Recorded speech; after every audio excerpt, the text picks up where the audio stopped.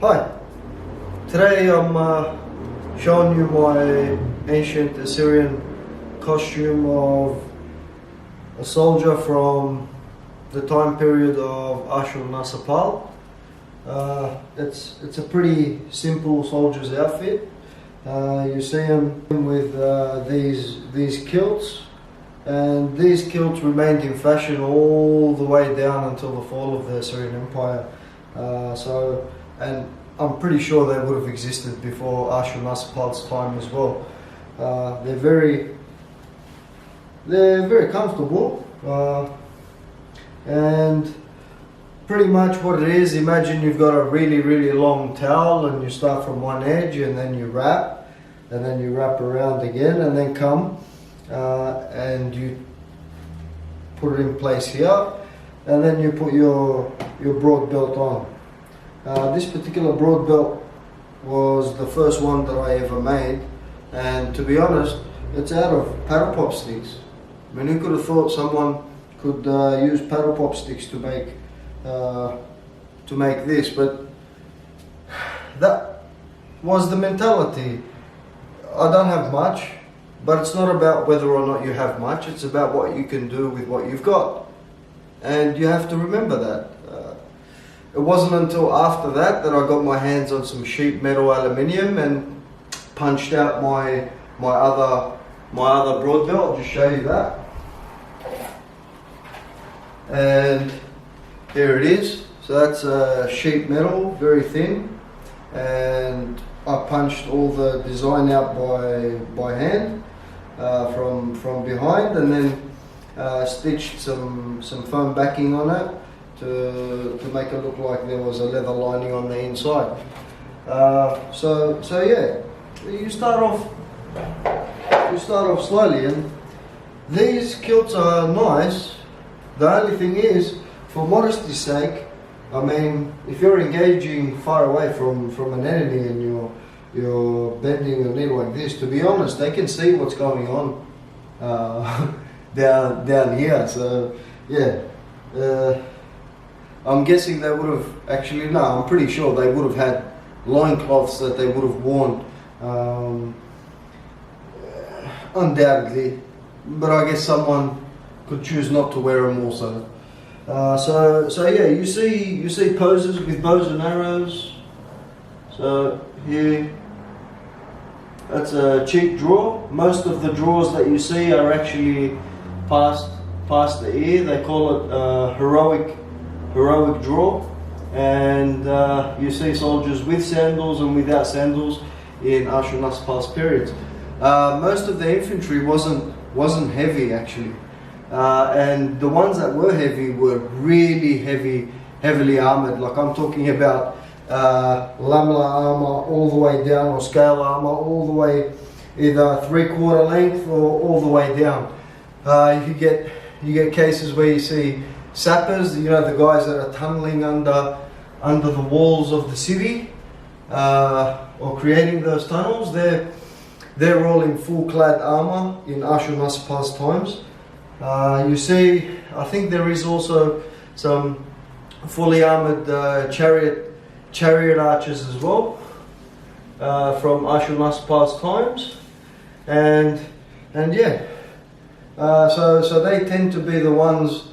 There's a personal bodyguard of Assurnasirpal himself. He seems to be clad in a 3/4 length armored suit. But the rest of them, generally speaking, would have had a sword in this particular style. The decorations on the sword straps, however, are not the same. This is what I could do, and I like these designs, so I decided to put them on my strap, and they're all based on Ancient Assyrian designs from the reliefs. Anyway, I've just incorporated them here to make them look a bit fancy. Now, what else can I say about this costume? Here, this is the fundamental difference between Sennacherib's times downwards and Assurnasirpal's times, and it's this kilt. Now, what I mean by that is, if I put these down,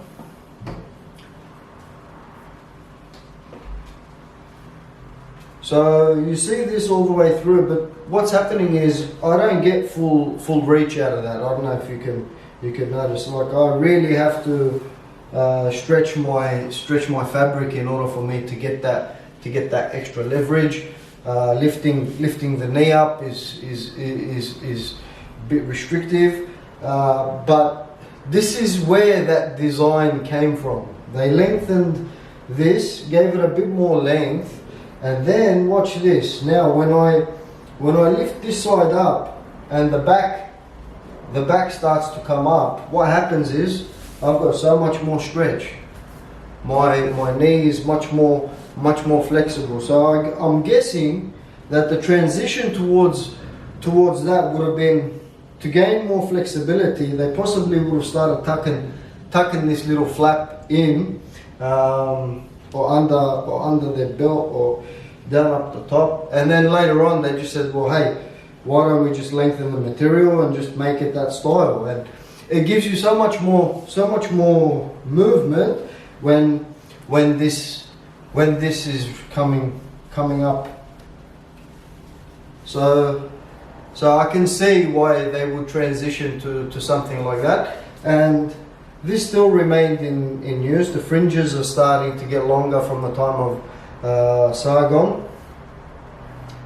and they seem to have a bit of a longer tail. And what I think that does is when you sit down on a stool, or if you're sitting on a rock somewhere, just for modesty's sake, you're not going to be flashing anyone. You'd have that extra tail, which would, like tuck between your legs and save some face.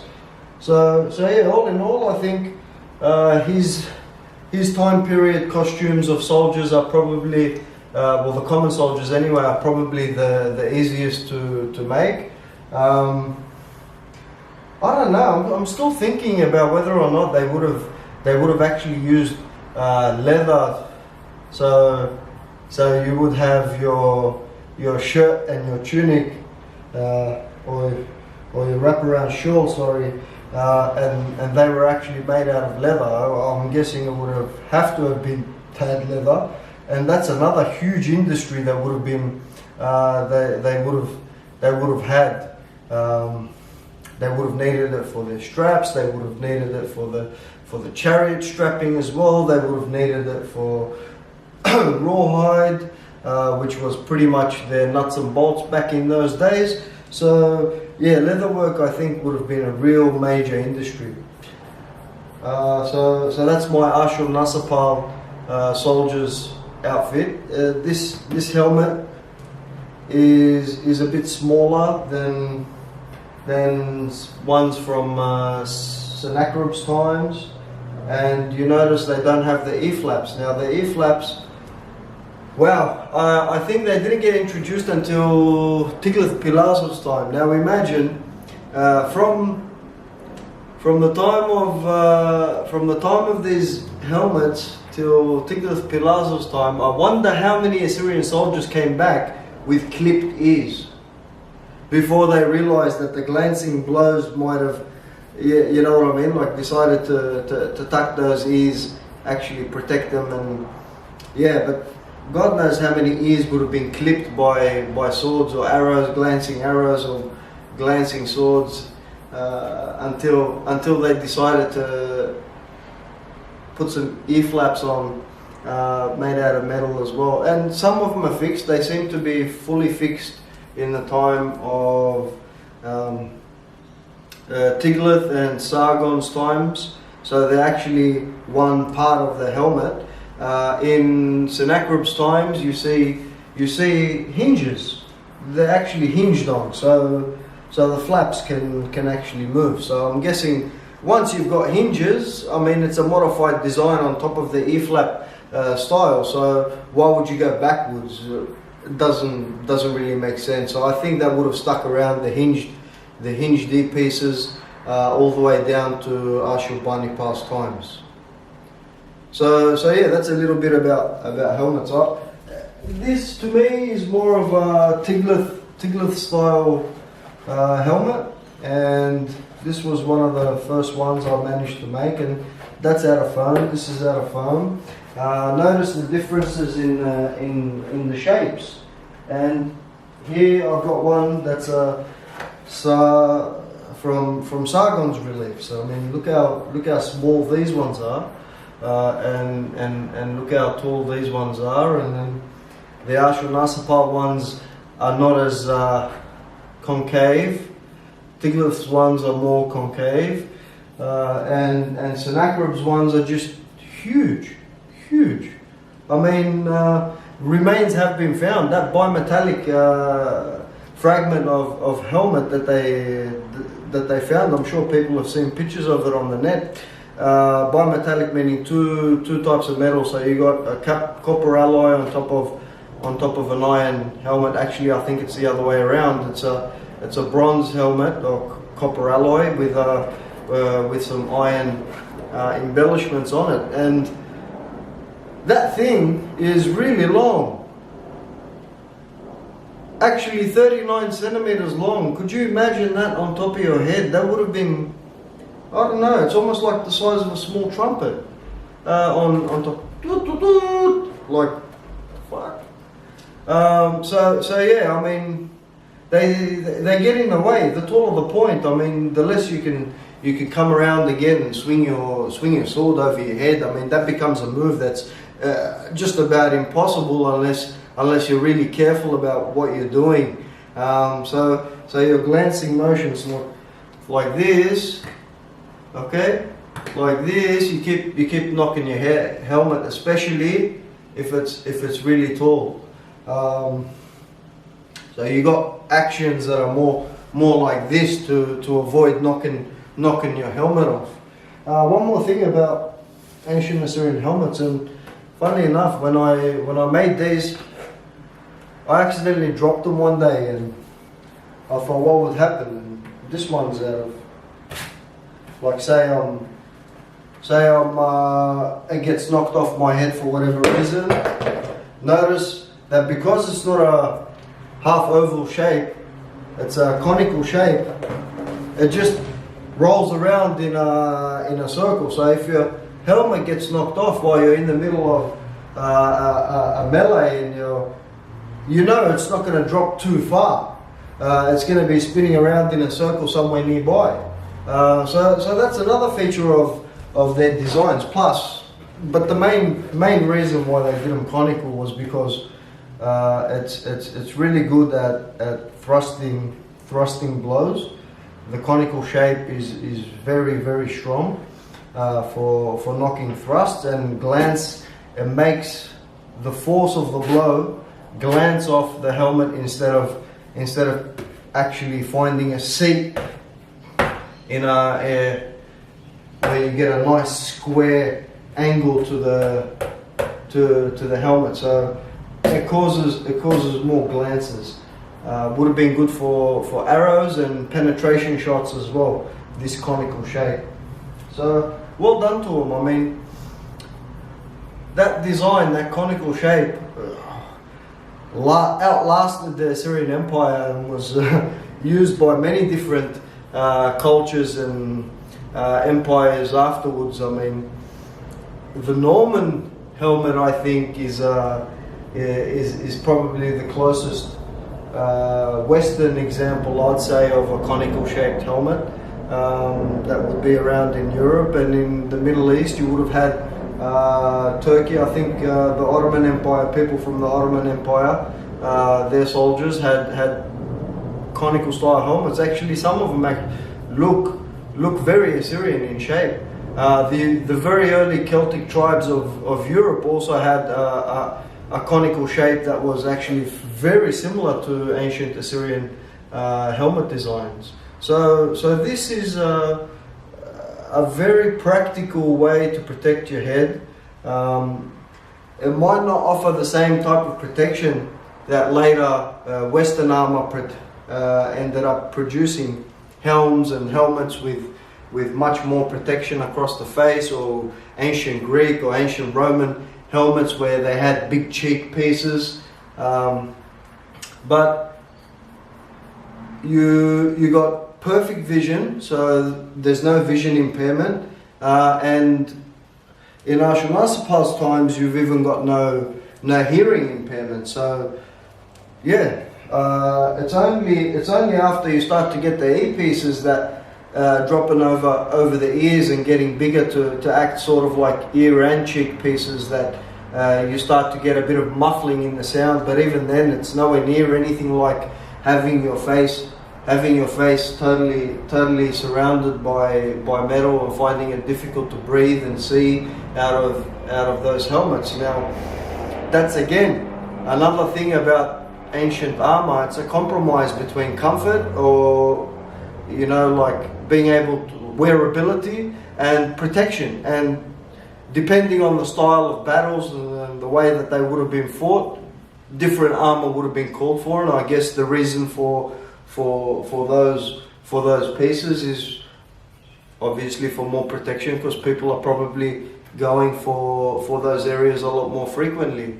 So yeah, that's me just rambling on, but it's interesting. These designs actually function. There was a reason behind why they were conical shaped. They didn't just like the shape. And don't forget the Urartu civilization up in the north, which again, most of the helmets that have been preserved that in this style do come from Urartu, the northern kingdom above ancient Assyria. So yeah, it's worth a good check out if you want to see what ancient Assyrian helmets would have looked like, besides the one or two examples that they got at the Manchester, I think it's a Manchester Museum, and there's one in the Greek Museum, and there's also one in the British Museum, and there's fragments in other museums. That's undoubted. Probably some in private collections, but Urartu, if you look at type in Urartu in your Google search, bronze helmets, and you'll see quite a few come up, and the designs are actually a little bit different to what modern day drawings would represent them as, and they seem to have lines, and I personally think that these lines seem to have some meaning behind them. What I mean by that is it's possible they could have signified the ranking of the wearer within the military, and the more lines that you had, and the more fancy decoration your helmet was, I guess that would give people would know straight away who you were, if you were an officer, or if you were a commander of a division, or a Turtano, for example, or even a king. So yeah, it's fascinating. I really enjoy the ancient Assyrian civilization. Yeah, makes me happy when I can do something to be a part of it. But anyway,